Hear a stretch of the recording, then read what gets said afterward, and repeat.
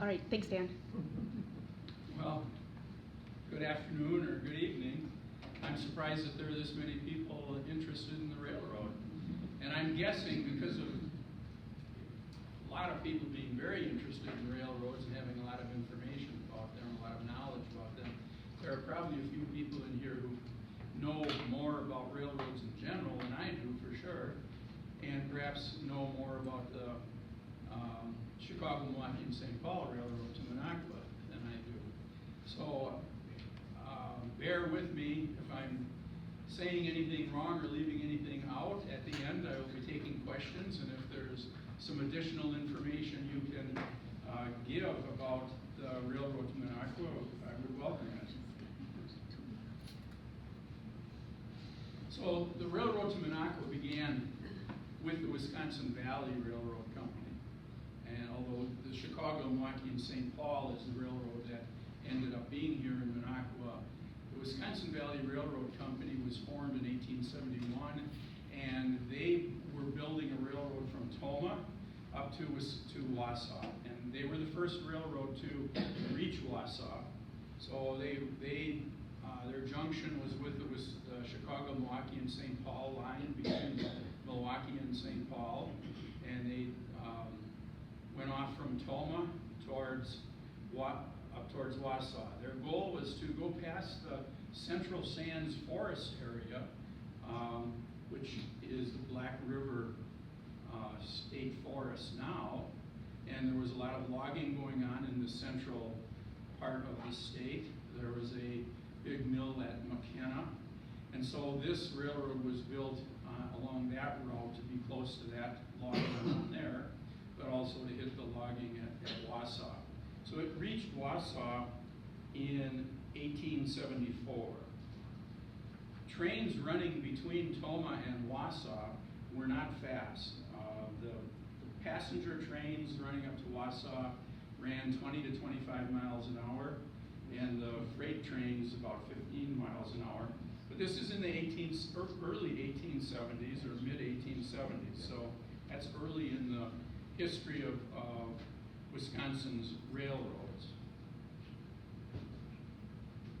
Now this map highlights a little more what railroads existed in central Wisconsin in 1881. And so if this railroad from Tomah to Wausau reached Wausau in 1874, then they extended it to Merrill in 1880. Also in the 1870s, the Wisconsin Central Railroad, which had already reached Stevens Point here, in 1872, began the extension of its line up to Ashland, which it reached in 1877. The Milwaukee Lakeshore and Western Railroad reached Wausau as the second railroad coming into Wausau, and then in 1881, it started at a line extending north. It was intended to go to the UP. In 1881, it got as far as Antigo. 1887, I should mention too that in 1880, the Chicago, Milwaukee, and St. Paul Railroad acquired the Wisconsin Valley Railroad. So after 1880, this line from Tomah going north was called the Wisconsin Valley Division of the Chicago, Milwaukee, and St. Paul Railroad. So this is how things looked in 1882. The Chicago, Milwaukee, and St. Paul went as far as Merrill. The Milwaukee Lakeshore and Western was as far as Lac Butte-des-Aires. And the town of Gila River was established in 1883. In 1887, the Chicago, Milwaukee, and St. Paul extended its line from Merrill to Minocqua. It was a 54-mile extension. Now, the reason why railroads were pushing north was because of all the mining that was going on in the UP at this time. There already had been iron ore mining in the Marquette area, in the Gawney, and there was copper mining on the Keweenaw Peninsula, which is off this map. But in the 1880s, they discovered a lot of iron ore from Hurley going east in the so to speak, of the UP. So all that mining, plus the logging going on in the North Woods, was a reason why railroads were pushing their lines north to service that.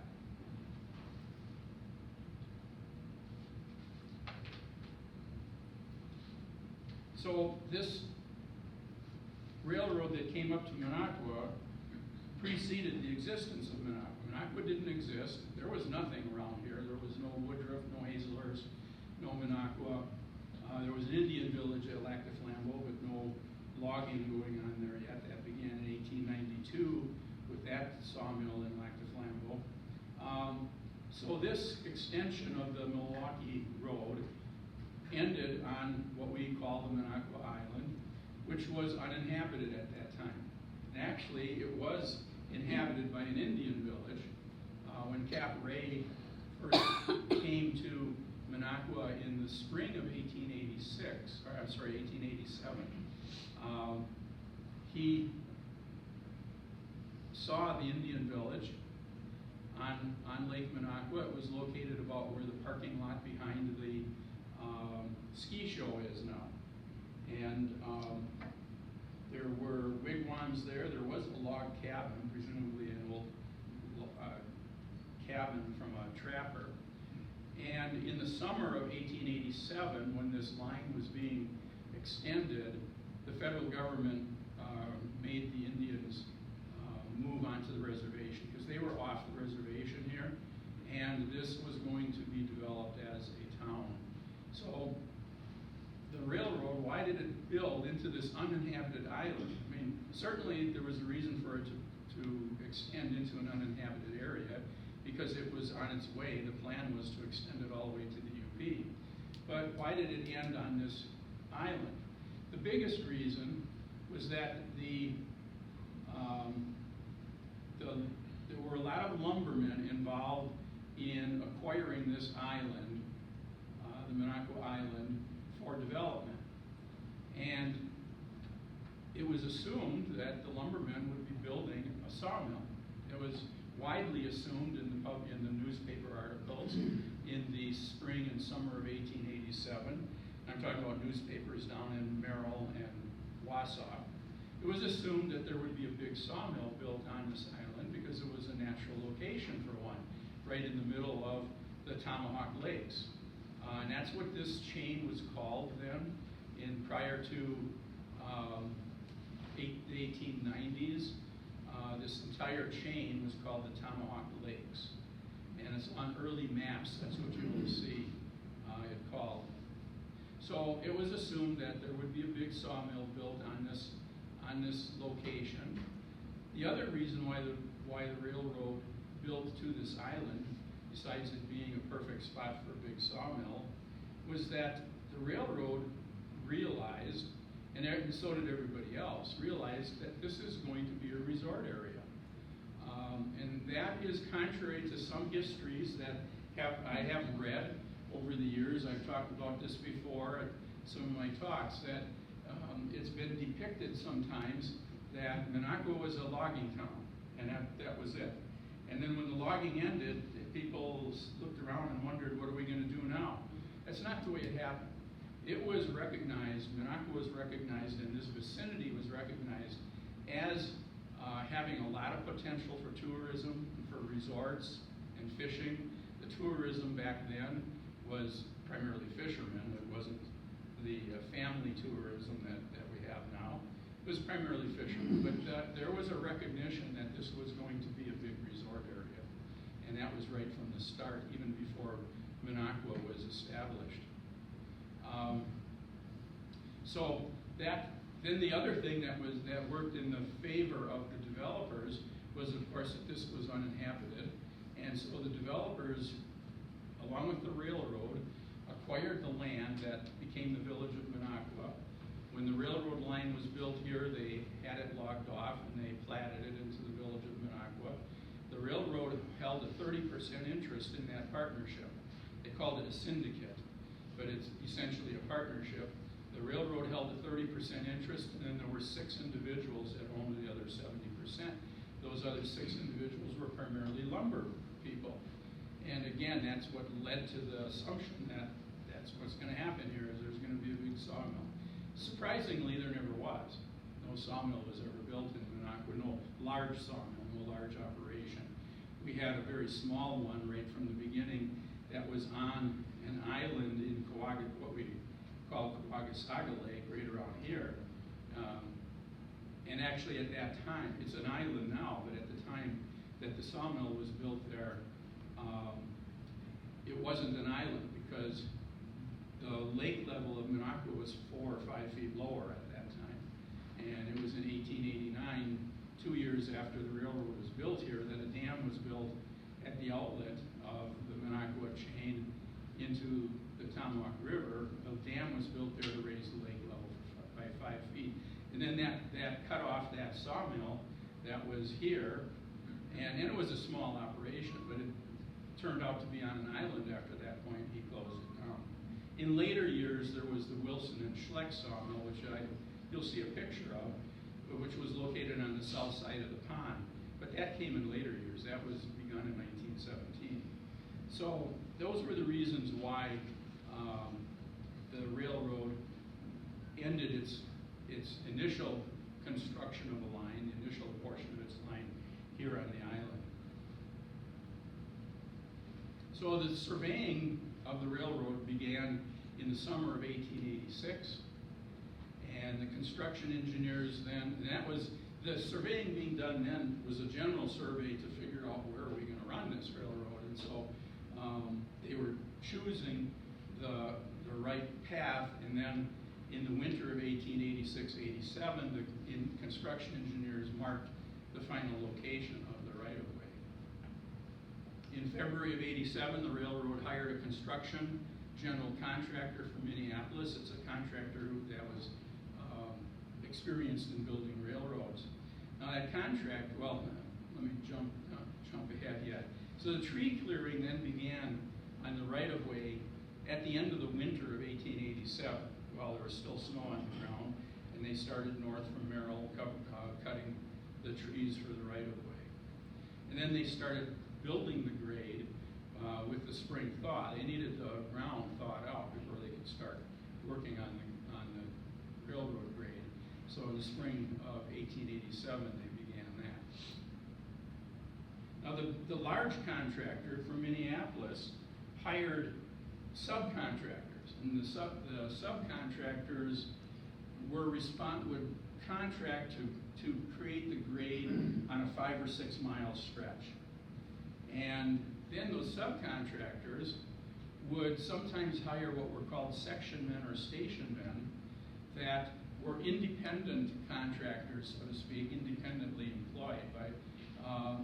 And they were hired to cross swampy areas like this, because horses, they weren't going to be able to use horses. This is all manpower filling across these marshy areas, as you see here. Now there is a horse back there, but they don't want to bring it out too far into that marsh. So it's manpower that runs these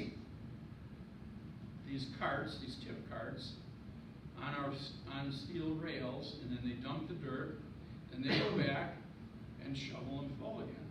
It was very labor intensive. There wasn't any machinery making this right-of-way. The closest thing to machinery were the steam shovels that were used down in this Pine River area. Was a big area where they would get fill, and you'll see pictures of that later. So if they needed large amounts of fill, then they would bring it up on rail cars, but of course you had to have the railroad tracks laid up to that point.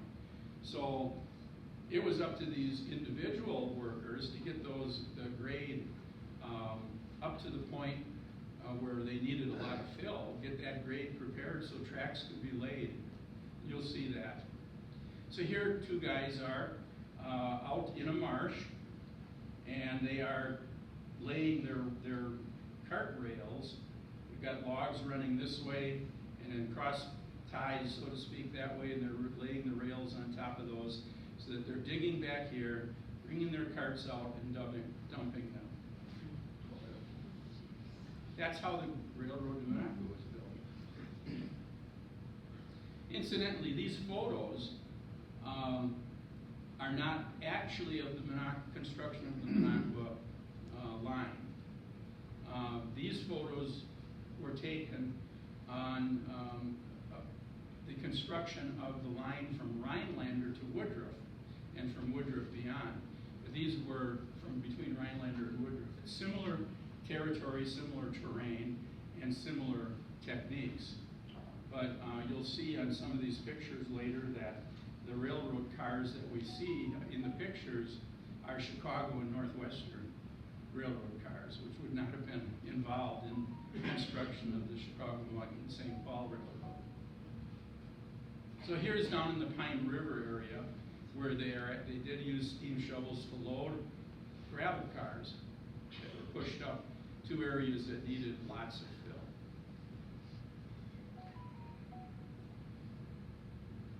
Here's a steam shovel loading dirt onto a rail car. Close-up of the steam shovel. That was the extent of the mechanized power that was used. So here, this is actually we have a series of photos that were taken in this same fill across that swamp.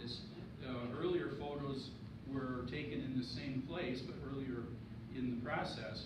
Now this is, we've got a locomotive back here pushing cars of ties and steel rails. So here the men are laying first some cross ties. Now sometimes they laid the rails right on these, but you'll see in some of these pictures, like here, they first laid long trees, long logs this way, then laid cross ties on them, and then the rails on top of those. These guys are carrying a long log to lay down like these are laid down. I think I wanted to point something out here too. Yes, this structure right here, we've got these two ends, two barrels sitting on this wooden structure across here. Those were put in by the engineers. Those were installed by the engineers who laid out the grade, where the grade was going to be. They built these structures and put a barrel on both ends so that when the people working on the grade, we're looking south here, so the people working on the grade are working northward from here, this point, coming across this swamp.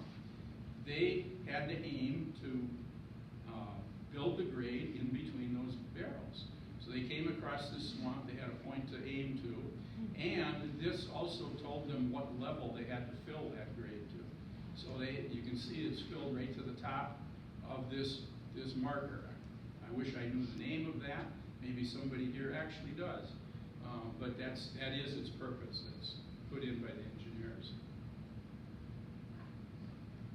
So here they're laying cross ties on those logs, and then they're going to be laying rails, installing rails on top of those ties.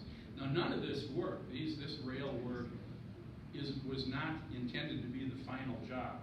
This is again temporary, so that they have the ability to run trains northward, deliver ties, deliver rails, deliver dirt if needed, deliver the gravel if needed to fill areas that needed a lot of fill. So these were done very roughly.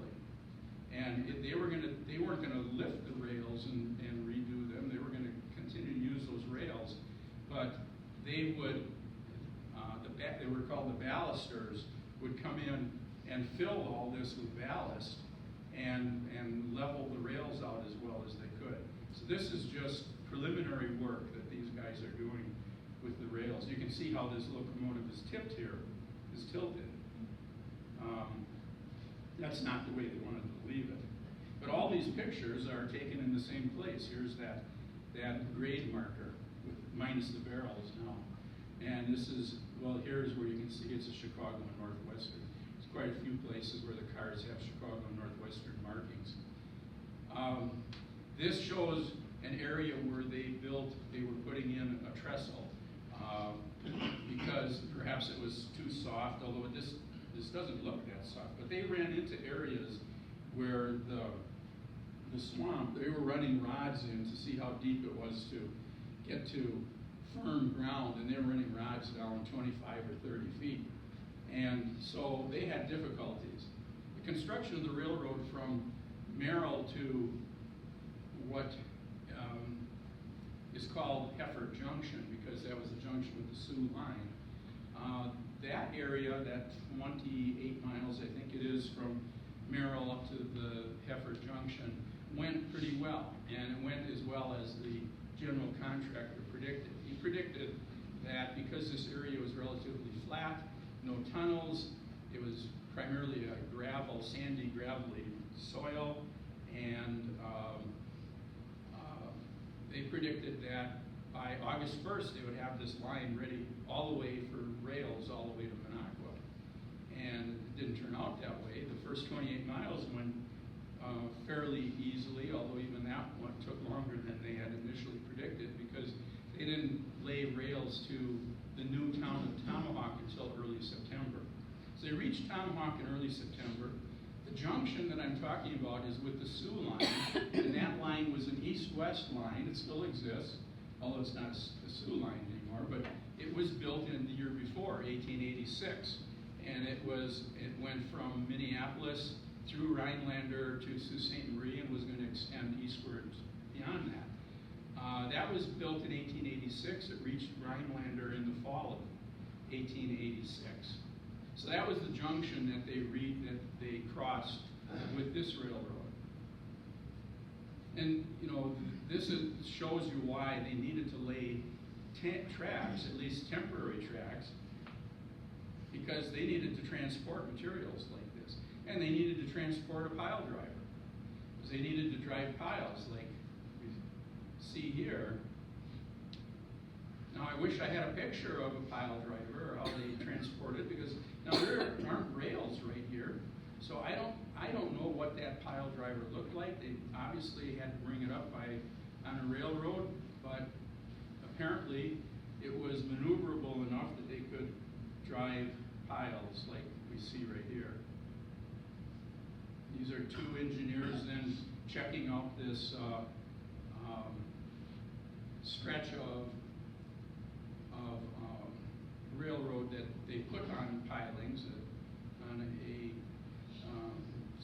very wet area. Now, if you've ever been on the Bearskin Trail north of Kay, starting just north of Kay, you get areas that look like this. In fact, this looks just like the first long one that's north of Kay, but it's not, because these pictures were taken on the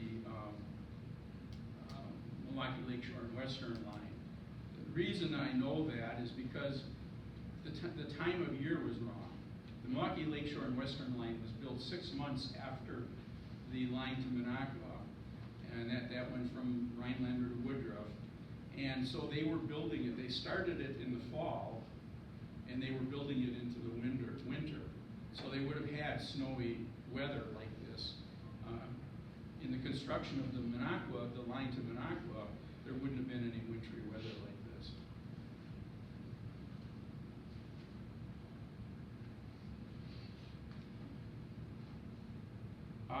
In the construction of the grade from Merrill to Minocqua, the subcontractors employed 500 men, or 500 men working on that grade in the 54-mile length. And then there were 400 section men or station men. So there were a lot of people working on the construction of that grade. And they initially were paid, the employees were paid $1.75 an hour. I'm sorry, not an hour, a day. $1.75 a day. In August of 1887, because the flies and mosquitoes were irritating enough and guys were quitting, they increased the pay to $2 a day to try to keep them on the job. The self-employed guys, section men, and it was reported that they made about $3 a day, but they were self-employed and not an employee.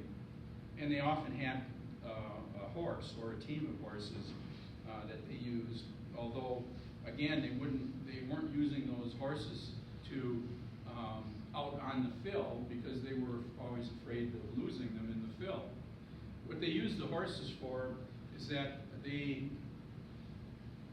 I don't have a picture of it. I had a picture of those dirt carts, the tip carts that they would shovel dirt into. But another thing that they would do if they had to move dirt from a high area into a low is that they would have a big scoop behind either one horse or a team of horses.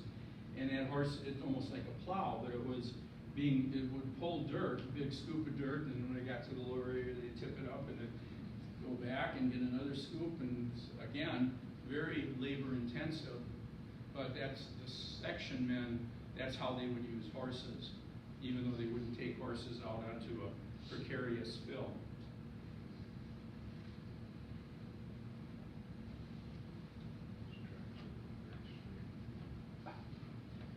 Now I gotta see where I'm at on my notes. Trying not to use them. I'm trying to not use them as much as possible. Let's see if there was anything else I wanted to talk about. Those tracks don't look very straight. No, they're not. They're not, and that was very typical in these fill areas. They were very wavy vertically and wavy horizontally. Because these fills would keep sinking. I mean, they would have it filled to the level they wanted, and 3 days later it would be sunk. So they had a problem. And because of the railroad, the line sinking, this doesn't look that wet, but it's a marshy area. Obviously, it's a swamp. It's sank, and it looks like there's kind of a high bump here.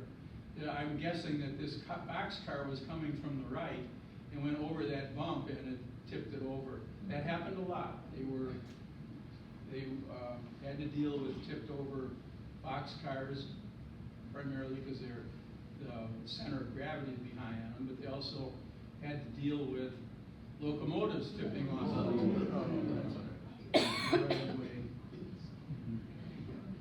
This probably was not during construction. This was probably later, and they would bring a crane up to bring that locomotive back up.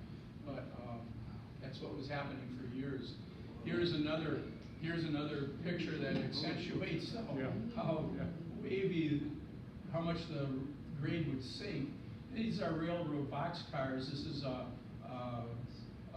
these are boarding cars. So initially, one of the things that the general contractor did is he established camps along the route, along the line, that men, and then the general contractor hired people to provide the camps so that workers had a place to sleep and a place to eat. Up here on the north end, there was a camp right across the lake where the Northern Resort later was built. That was a big camp. And then the next one to the south was on the shore of Baker Lake. And so those were tent camps. But after the tracks were built, railroad was able to bring boxcars up and do rail car or boxcar camps. And here they're probably building a dining hall or something that's going to be used as part of this boxcar camp. It's a boarding car, it's labeled as. So men would live in these while they worked on the line. And it's probably an engineer. Looks like he's got marker stakes that he's probably marking various things that need work. So north of Heifer Junction, the contractors ran into a lot of difficulty because of all the swampy areas and marshy areas. It slowed them down significantly. Got the construction way behind schedule. A goal was to finish it by the end of December because the railroad wanted to be able to, at the Board of Directors meeting in January for that year, wanted to be able to report to the Board of Directors that our line to Minocqua is completed. And so they were pushing for that. The tracks were laid as far as Hazelhurst, and there was no Hazelhurst at that time. It didn't exist. Hazelhurst, the village, was established in 1889, 2 years after this railroad was being worked on. So they did complete tracks up to that point by the end of October. And they still were, at that point, predicting that they'd have tracks into Minocqua by December 1st. Well, they got tripped up at the Kawagosaga Swamp. That turned out to be the worst one that they had to deal with. So that's this swampy area here, and especially here. They tried filling, but the fill just disappeared. That's where they were testing the depth, and they couldn't even find the depth. Then they cut trees, lots of trees, 90 feet long, and laid them side by side, corduroy road. And then started dumping dirt on top of those. Now, I don't know what the long-term plan for that would be. It doesn't make sense. I'm not a construction engineer, but it doesn't seem to be a long-term plan for a railroad grade. But that's what they were doing. They were dumping dirt on this corduroy road. And at one point, I don't remember how many teams, I have it in here, but there were a number of teams of oxen, horses, and rail cars that sunk underwater. They were gone. So they gave up on the notion that they were going to be able to fill across that swamp. And so then we had to bring in the rail cars full of gravel coming from down south, like Pine River. They brought those up and brought up thousands of cubic yards of fill, but it was still disappearing. They were not progressing across it. So finally, they decided they're going to have to bridge it, and that's what they did initially. There was a trestle across these swampy areas. That was the only way they could cross them.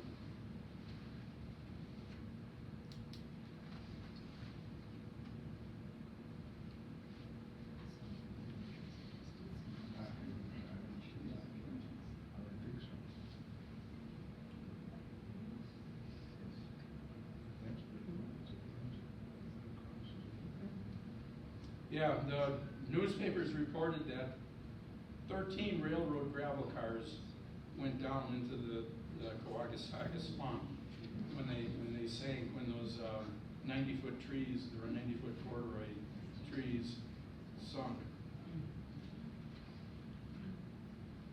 So this is actually a fairly recent view of the Bearskin Trail at the Kawagosaga Swamp. You can see it's quite wet, but the watery ground extends very deep. But you also can see that now it is a fill.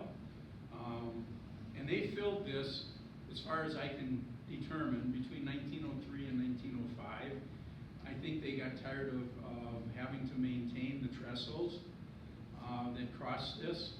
And so the long-term solution was to fill it. And they perhaps had a little more mechanization by that time, and they did fill this stretch. So this is a 1928 aerial photo of the northern resort. This is the thoroughfare. So that's all filled now.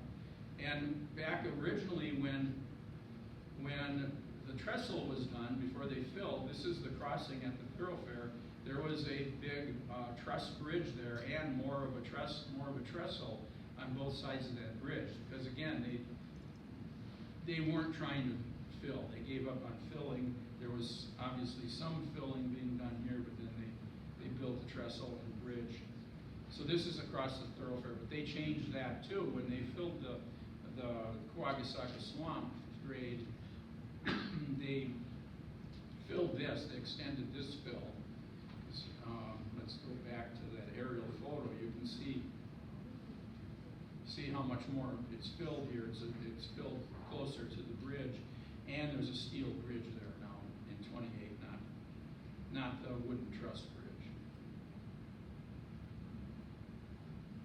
That's Caparet and his steamboat. He had the first steamboat on the Minocqua chain, or on the Tomahawk Lakes.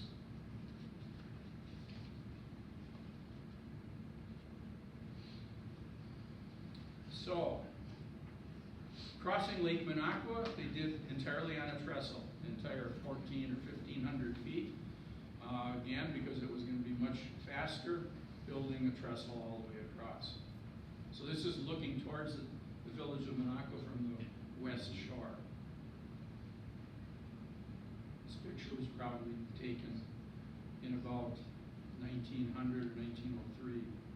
And this is a very poor picture, but the only one I've ever seen that shows the wooden truss bridge that was over Lake Minocqua by the village of Minocqua. This photo was marked as 1890, and I believe it, and it does show the trestle going all the way across the lake. So the rails were laid into Minocqua by mid-December. So it came across, and this is a map of how far the railroad came. That was the end point. This is the village of Minocqua. The depot was built. There was an engine house, a turntable. So in mid-December, when they did lay rails into Minocqua, they were doing it prematurely because the bridges, at least this bridge here and the trestle, were not braced enough, were not completed to the point where they felt they could run a locomotive across. So the train stopped at the west end of Lake Minocqua before the long trestle, and they had a siding there, so that they then pushed boxcars full, whatever was they needed delivered here in Minocqua. They had boxcars full of things, and they were pushing those boxcars across the trestle into the depot area by hand. They had crews of men doing that. That's probably why, well, that isn't the only reason why, but that's a good reason why we don't have any documentation of when a train first came into Minocqua. Because it was pretty ignominious when just saw a crew of guys puffing and pushing a rail car into Minocqua.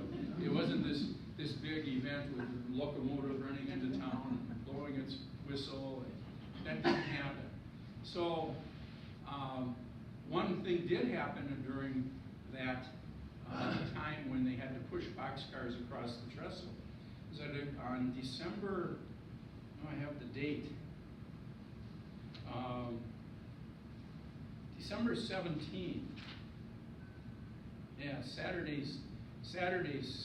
December 17th, a man named James Murphy or Jerry Murphy, depending on which newspaper was reporting the event, was in the crew pushing a boxcar, and he got his foot caught in between two ties and fell down. Well, the boxcar was moving and rode over his legs, his one leg for sure, and nearly severed it. So a telegram was sent down to Tomahawk to send up a locomotive, and they sent up a locomotive to pick this guy up and they took him down to Merrill. That was the closest hospital. They took him down to Merrill, and at the hospital there, they discovered that he didn't have the money to pay for his care, and nobody was going to be paying for it, including the railroad. The railroad, first of all, the railroad didn't pay for medical treatment for its employees. But secondly, they probably said, he's not our employee. We fired him because he was negligent in falling under the wheels of the boxcar. So we fired him because he was careless. So nobody came forward to pay for his care. So they didn't treat him at the hospital. He didn't have a hospital ticket. For those of you who were at my St. Augustine Hospital and Sister Margaret Walsh talk, you know what a hospital ticket is. He didn't have a hospital ticket, so they sent him to the poorhouse, and he died the next morning.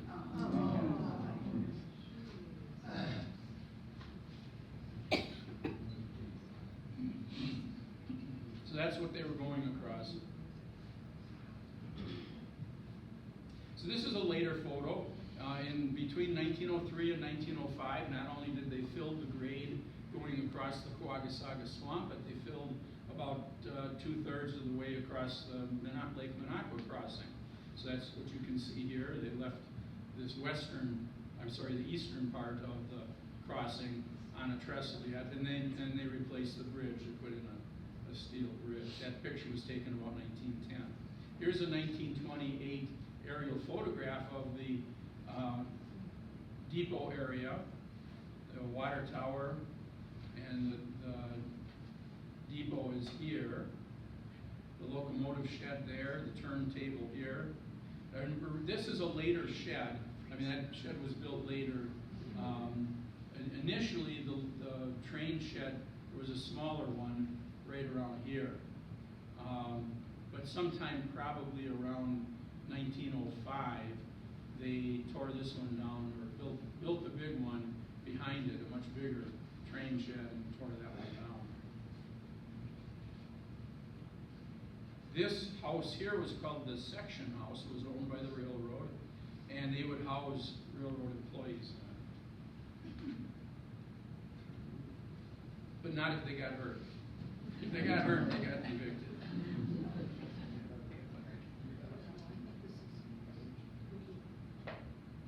Little closer view of the depot area. You can see the Rogers, the Frank Rogers farmhouse, farm barn up there. Locomotive coming. This locomotive is coming out of town, heading west across the lake. It's just such a neat picture.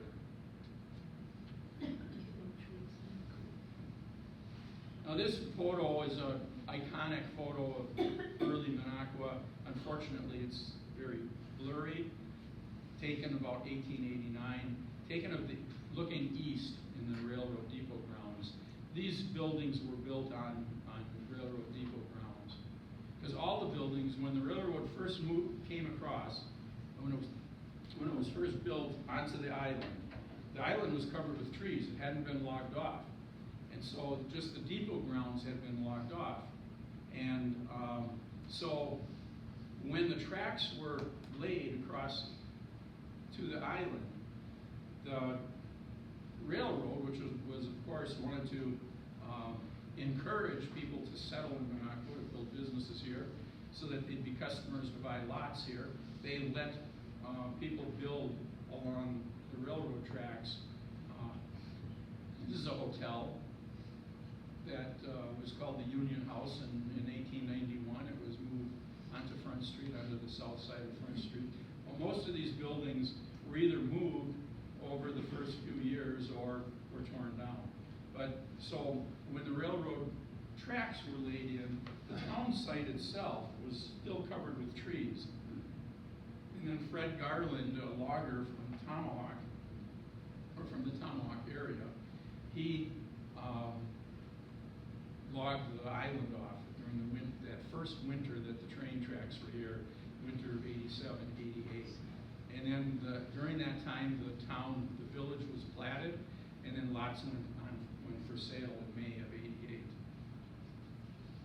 This is a picture of the railroad grounds. I've showed this one on some earlier talks. This is the train depot, the water tank.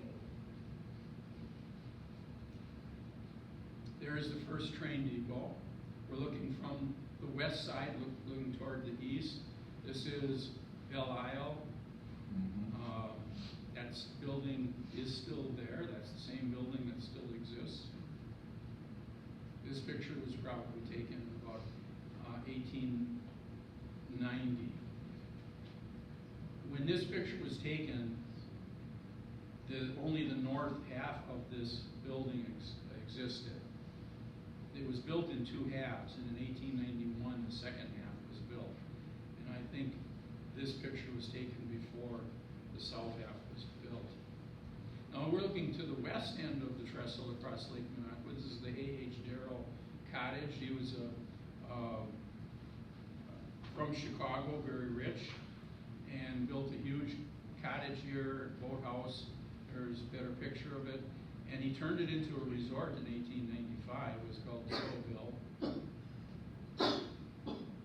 There's a steamboat. Don't know if its cap raised, probably is. What was it called? Darrowville, D-A-R-R-O-W, was the name of man, Alexander Darrow. So there's the name Darrowville. And there was a train stop there in front of the resort. So there's a platform there, a passenger platform. The train would stop to take on passengers or let off passengers that were coming from or going to Darrowville. So they didn't have to get let off at the depot and then find their way across the lake to get to Darrowville. There also was a stop at the Northern for the same reason. So this is looking out towards Lake Coagasaga. The thoroughfare is off to the right. And the train stop was here, and they didn't have a platform. This is a survey, 1904 survey of the Minocqua depot grounds. Shows the depot here and the water tank, turntable. This, in 1904, was still the original engine house, a small one, quite close to the turntable. Later, that bigger one was located around here. This is Torpy Park, or what later would become Torpy Park. Here's the picture of the original depot, a professional photo, looking from the southeast, looking northwest. This is looking from the opposite direction, towards the Minocqua house that now includes both the north half and the south half.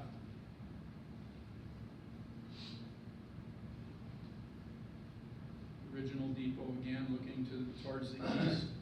Very early picture.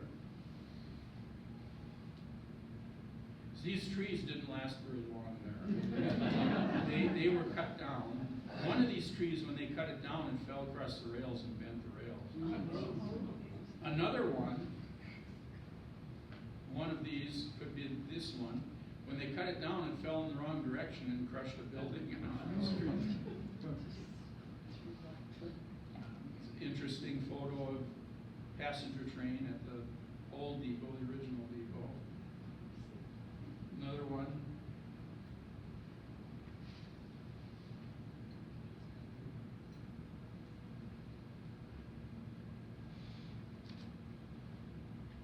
This is an aerial view of 1928. It was taken, well, this could be 30 or as late as 32. Probably not 28. Probably more like 32 or 33. And this is an unusual view from the north, but it shows the railroad depot grounds, the turntable still there.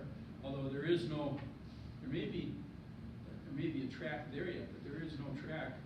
It would appear by this time there was no track going from the turntable to the engine house. So I think they were no longer using this engine house for railroad work. Well, no, I could be wrong. It looks like there is a line right there leading into the engine house. But it didn't come over the turntable. So then in 1893, instead of stopping the railroad here, they never did build their railroad up to Lake Superior. That did not happen with this line, but in 1893 they did extend it to Arborvita because there was going to be a sawmill here on Big Arborvita. So they did extend it beyond Minocqua through east. It went east of Woodruff and up towards Arborvita.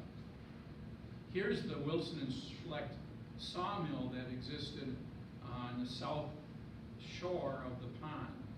The railroad, with the railroad tracks going past it, going on their way to Woodruff and Arborvita. This railroad actually wasn't extended just to Arborvita. It was then extended to Sainer and Star Lake and Boulder Junction. But I didn't want to make the presentation too long. I'm not including any photos of those areas. This is at the junction in Woodruff. This is a train tower. We're looking northeast on the Chicago, Milwaukee, and St. Paul line. The Chicago and Northwestern line crosses here.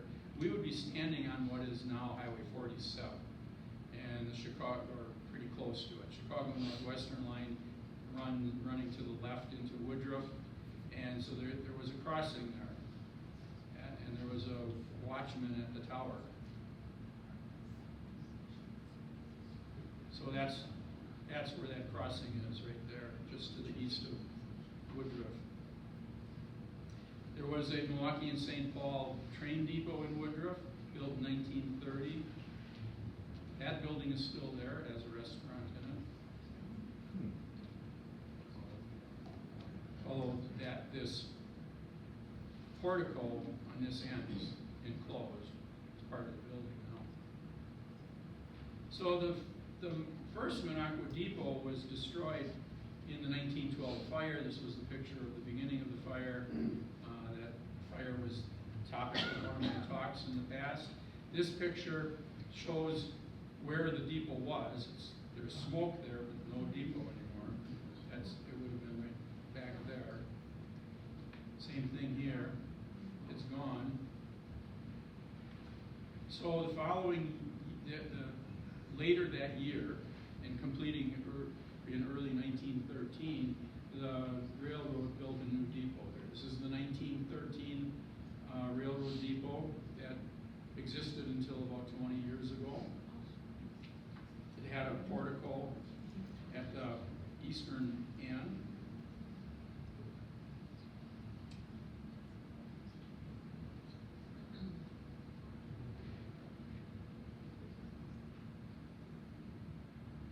This is a picture taken in 1916, shows a train leaving Minocqua, headed west across the lake. Here, this is in the 20s, mid to late 20s, when we had Red Top Cab Company here. And these are taxis waiting for the passenger train to come in. Here's carts, railroad carts full of deer, taken during deer season. These deer were going to be transported in baggage cars. They did that with not only with deer, but it was very common to ship fish. They would ice them, and they'd ship the whole fish. Big muskies. View looking south on Oneida Street through the eastern portico of the train station. I don't know what the reason for all the people here would have been. I doubt that they got off the train because it's winter. So there wouldn't have been much of a passenger traffic coming in on the train in the winter. Yeah. That's a later photo of the train depot, probably about 1950. So it did come to an end. Obviously, we don't have a train in Minocqua. But here's a look back. The 1899 passenger trains, there was one train daily between Chicago and Minocqua. And it was a 13-hour ride. Average speed from Chicago to Milwaukee was 40 miles per hour. And the average speed from Milwaukee to New Lisbon was 33 miles per hour. New Lisbon was the jumping off point as starting as soon as already when Minocqua was created. The train no longer met the main line at Toma. They had a better line from New Lisbon up to Knowlton that was shorter for traffic coming from the south, traffic coming from Chicago and Milwaukee. So New Lisbon was the intermediate station that people stopped at on their way up here from Milwaukee and Chicago. Between New Lisbon and Minocqua, the average speed is 24 miles an hour. But that's counting the 28 stops that were made. I mean, that's factoring in. So obviously it was going faster than 24 usually, but its average speed over that distance from New Lisbon to Minocqua was only 24 miles per hour.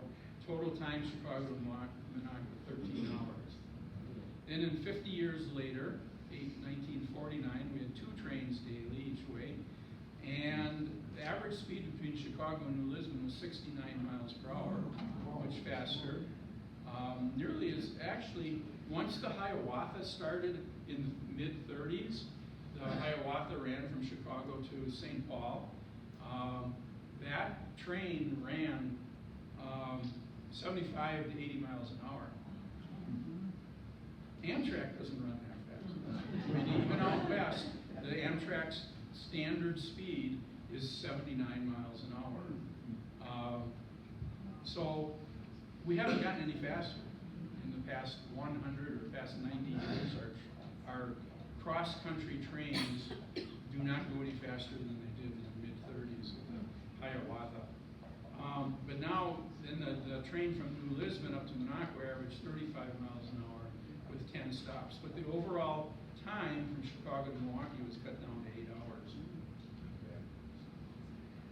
So because of the better highways and better cars, passenger traffic had been dropping. And in 1949, the Milwaukee Road filed petitions to suspend passenger service from Wausau to Minocqua every winter, and actually from from September 15 to May 15 every year. And their petitions were repeatedly denied, and especially by the Wisconsin Public Service Commission. They had to deal with the ICC, the Interstate Commerce Commission, and the Wisconsin Public Service Commission. But the Wisconsin Public Service Commission, interestingly, said they weren't losing enough money on the winter service to justify discontinuing the service. Then in '54, the railroad changed its strategy and petitioned the ICC, which was friendlier to deal with than the Wisconsin Public Service Commission, petitioned the ICC to abandon the line completely. And it was a smart move. ICC had granted the petition and said they could abandon the line completely. Now, the Minocqua Lions Club during all these years had been leading the objections to their petitions to discontinue service or to abandon. They weren't alone in it, but they were the leading entity in objecting.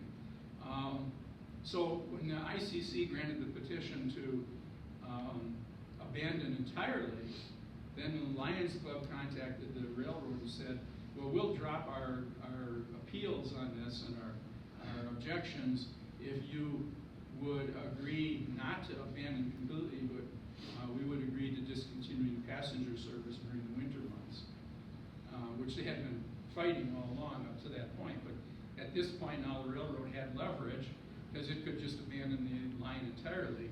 And so initially it said, fine, we won't abandon the line entirely. We'll just, we are going to discontinue passenger service during the winter.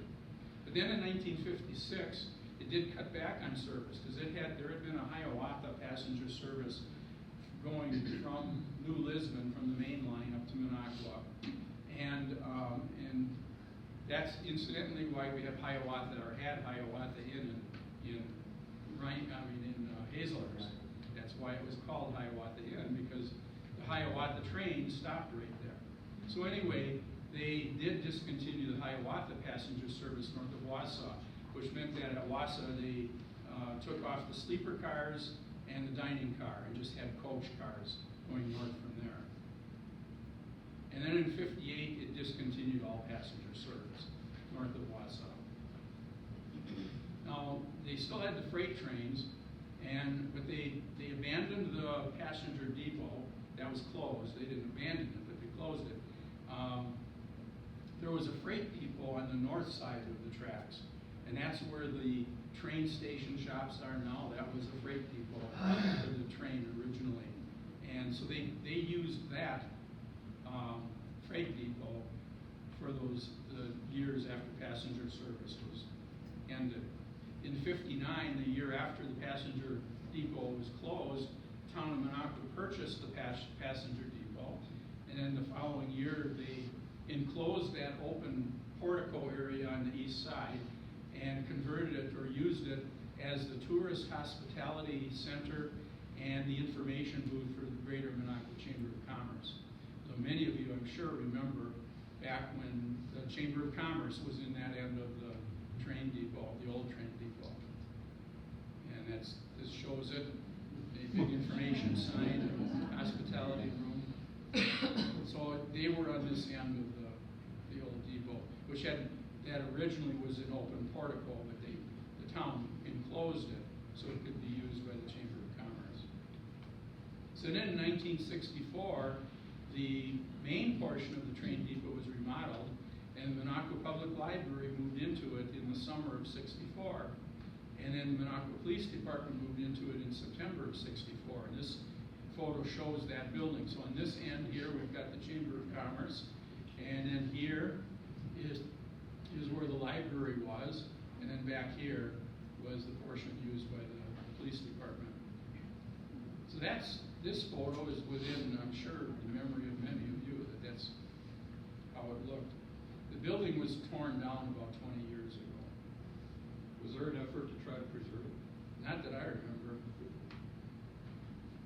Does anybody remember an effort to try to preserve it? I mean, it was so far from being a train depot at that point that I don't think anybody really had that notion.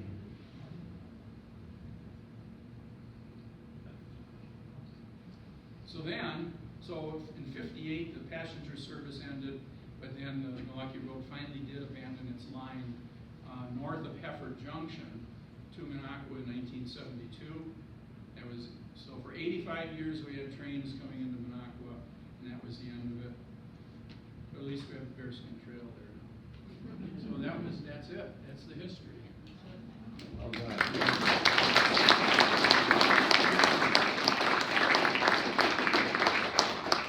Happy to take questions. You can clearly see that when the railroad is being established, there has been trees down and mountains moved, and I'm just curious about the efforts that were made to do that prior to the folks that came in and put the tracks down, prior to the railroad coming into town. Were they employed by the railroad as well, or was For that the tree cutting on the grade? all the grading, all of that? Yeah, well, they were employed by the general contractor, Langdon general contractor who, from Minneapolis, that was hired to supervise the entire grade. And I don't know whether the people who did the tree cutting were employed by the general contractor or were employed by the various subcontractors who contracted to create the grade on 5 and 6 mile sections of the road. But definitely that was done starting the winter before all the construction. Dan, what railroad went to Woodruff? The Chicago and Northwestern. It originally was the Milwaukee Lakeshore and Western, but Chicago, at the time that it was built, that the Milwaukee Lakeshore and Western built that line, it already was a subsidiary of Chicago and Northwestern. And then in 1890, and that was built just 6 months after the line to Minocqua. So everything happened in Woodruff like 6 months later than Minocqua's town development. But by 1893, then Milwaukee Lakeshore and Western Railroad was dissolved and just was absorbed into Chicago and Northwestern. What were its stops along the way to Woodruff? Not Wausau and No, they went through Rhinelander and Monaco, Lake Tomahawk. And then beyond Woodruff, it went to Lac de Flambeau, Manitowish, Mercer, and in fact, it ran into a delay because it was going through the Indian reservation, and it did not have federal permission to build the railroad through the reservation. So it got in the first year of construction, it got as far as Mashonigan Creek, right at the eastern boundary of the Indian reservation, and they stopped there. And had to wait until about 6 or 9 months later when they finally did get permission to cross the reservation with the train. Curious, how many of you had rides on the train to get up here? Which one? The Minocqua train or the Chicago? The Minocqua train from Milwaukee. Really? 1943. Oh. And we came every year until they closed it. It was great fun. And you'd get on the train at 5 o'clock-ish in Milwaukee, and you'd get here at 7 or 8 in the morning. It was every Well, that was a good question to ask. Anybody else have experiences riding either of those trains? Who did? Oh, Doc. Yeah, I remember both trains leave Madison, take the Badger bus to Milwaukee, and gets the Northwestern up to Woodruff overnight.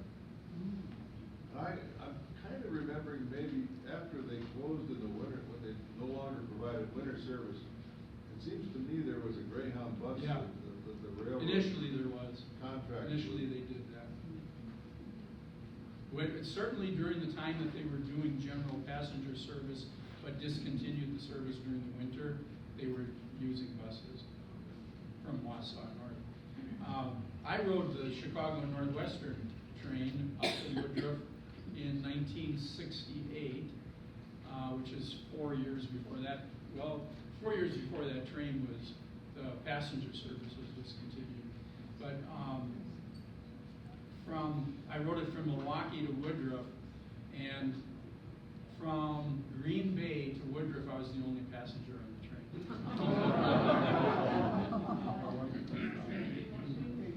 Yes. How did you become interested in local history? My law partner and I in 1983 purchased the Heritage House in downtown Minocqua, which we remodeled and moved into for our law offices. And I was told by people in town who really didn't have definite information, but that building was a loggers hospital, is what we were hearing. And so I started looking into it. And the way I started looking into it, I started reading all the old newspapers, the Minocqua Times starting in 1891, but also the Rhinelander, Merrill, Eagle River, and Wausau, Merrill and Wausau papers prior to that. I really got a lot of information from those. Yes? We missed hearing this lady's, Oh, there was another one who was on the train? My grandpa was the depot man. In which town? Minocqua. What was his name? Raleigh half. Oh, And my mom used to get on the train in Hickson and ride to town. To go shopping. What year was your grandfather there? Oh, till 70 some, but he was there way before that. I don't know how many years. A long time. Yeah, he retired. there was another question back. Could you go back to the picture that has the Rogers barn on it? Yes. I think I can. I was just maybe looking a little bit for like what things today are kind of in that. Save more. Yeah. Isn't that the fill there too on the way to Save More? Yes, it was. It's quite a few steps back. It was, yeah. Are there any pictures of the inside of any of the depots? Let me do it this a different way.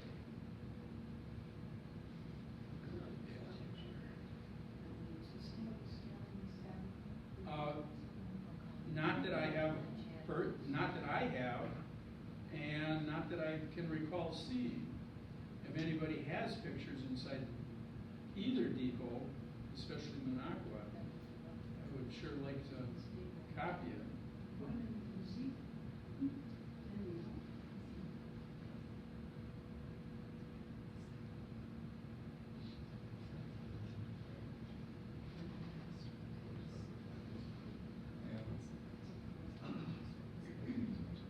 Where do you get all your pictures from, Dan?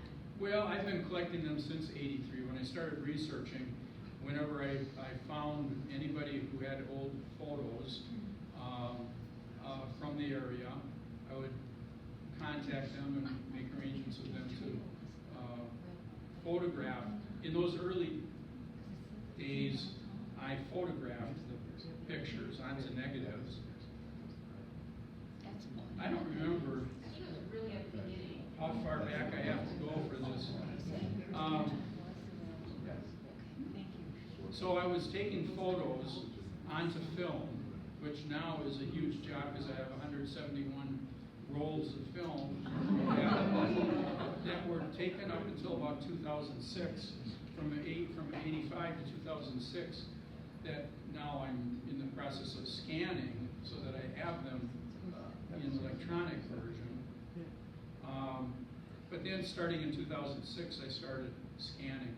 One of my biggest sources of pictures in recent years is Terry Oxley, the postcard collector. And so the high quality photos definitely are postcards because they were professionally taken. And so it's great to have access to postcards, and a lot of my photos are postcards.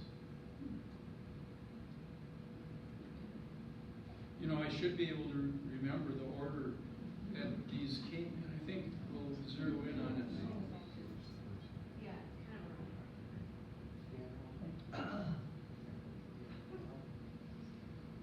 It's going to be the next one. There it is. So there it is. There's the Rogers. You're seeing Rogers Farm. The farmhouse is here at the north end of the field. And you get a barn. So that's parking lot and houses back here and condo. And that's the post office then, where the trains kind of swing in and. Yeah, right. Post office probably sits. When was that Mason building built? What was that? Mason building, what year was that? Oh, that's 28 or 27, right? That was built in 27.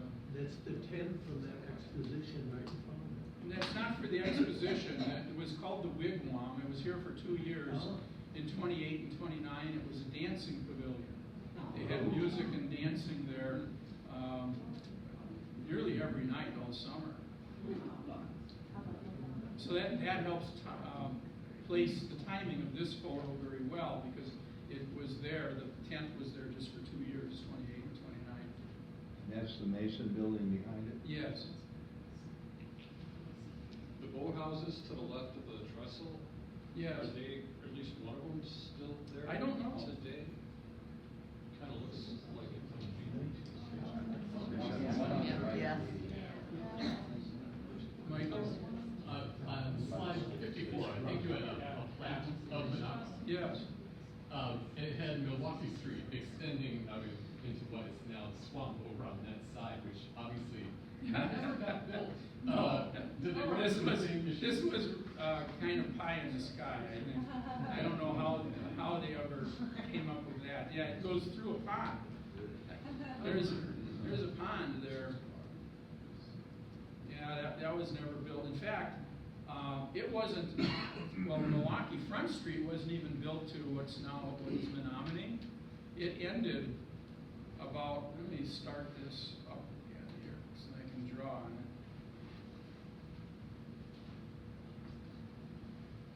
it. So, in the early years, Front Street ended here. This was low. This was swampy, like where Wisconsin Public Service was built and what is now the Methodist thrift shop. That was too low to build anything, and they didn't actually build either of these streets. They didn't connect. This one ended here, and that one ended there until later when they worked on this area and filled it. So obviously, I mean, as you know, this never happened, but this did. I mean, this was subdivided, and then the second part of it going up the shore. Not that. That's all marsh. Anything else? Down Dam Road, there's the peninsula with a little cabin at the end of it that we've always been told that whoever was manning the train stayed there over the weekend. Managed the dam, maybe?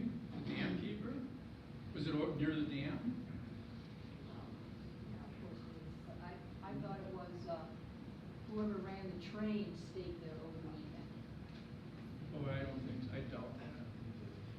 a lot of the residents of Minocqua were employees of the train, of the railroad.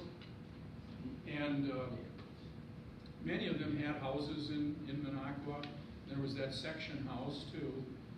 I doubt that they would have stayed that far away. That was from run town. by the dam.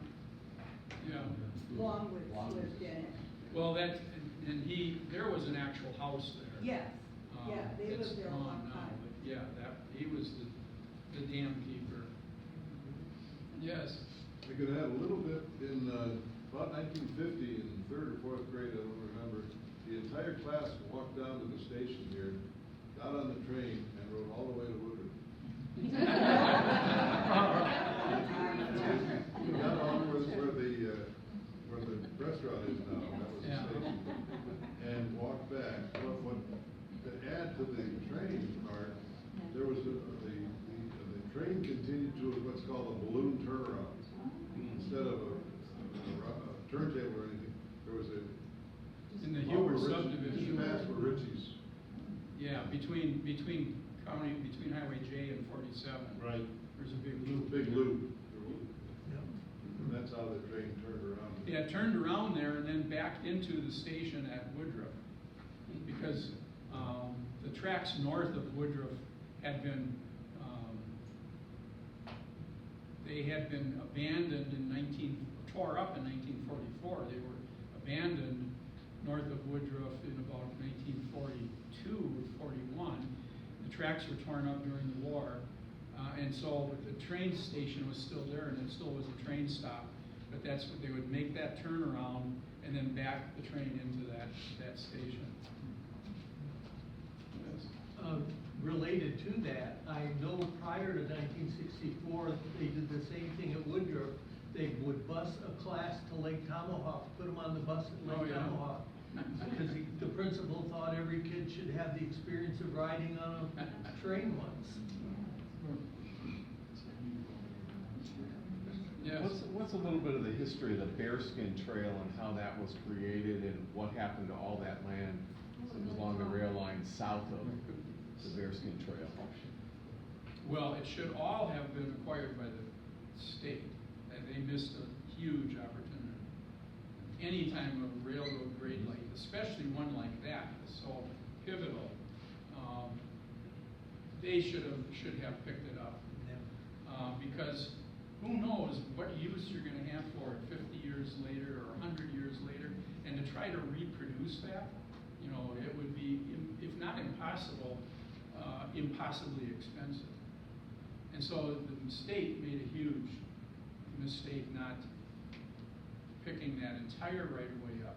And I don't know, south of Tomahawk, we've got the Bearskin Trail, and it's not called the Bearskin into Tomahawk, it's got another name. Hiawatha. Yeah, Hiawatha Trail. But, and then we've got they preserved the right of way between Woodruff and Lake Tomahawk. That's being used, and it's an illustration of how you don't know how those things might be used in the future. But I don't know. I know that there was a lot of legal wrangling. The Polnow case, if anybody knew the Polnows on Bearskin, on Bearskin Lake, where the railroad grade ran fairly close behind their house onto their property. Yeah, and they sued the state because the state was assuming that they owned it. And it turned out that although the state owned most of the grade, because the railroad deeded it to them, the portion that the state acquired for the Bearskin Trail, the state didn't have title to the Polnow portion because the railroad never received title to it. The railroad received a right-of-way under federal law over its entire grade, but if it ever stopped being used as a railroad, they lost it. It reverted back to the owners, the adjoining owners. But during their existence, they were smart enough to acquire the actual ownership of the grade throughout almost its whole length. But they failed to get it on the Polnow property. The Polnows won. And that's why if you bike down around that area, there's a detour. state DNR, which is quite a bully, antagonized Pownell so much in the course of that fight that there was no price that the DNR could pay the Pownells to buy that portion of the grade. And the same thing, there was a big fight on northern property. The later owner of the northern property had a similar situation where the state didn't own that stretch. Is there something similar that happened at Baker Lake, or Baker Road, Baker Lake? As I don't well? know. Because if you take the trail south, right after Kawaga intersects. Yeah, you have to go out on the road. Well, right? you have to cross the road, but before you do that, you go down and up a hill and around, and Oh. you can see where the railroad grade, the hill, Yeah. continues straight through what are now houses. Right. And, but the property that is closer to the lake looks like it has been there 100 years. Yet it winds around, and there's no way that a train could have made that No, right. maneuver, so. Yep, there is a detour there, Mhm. but I don't know why. I don't Okay. remember hearing the legalities of that fight. Well, I finished half an hour earlier than.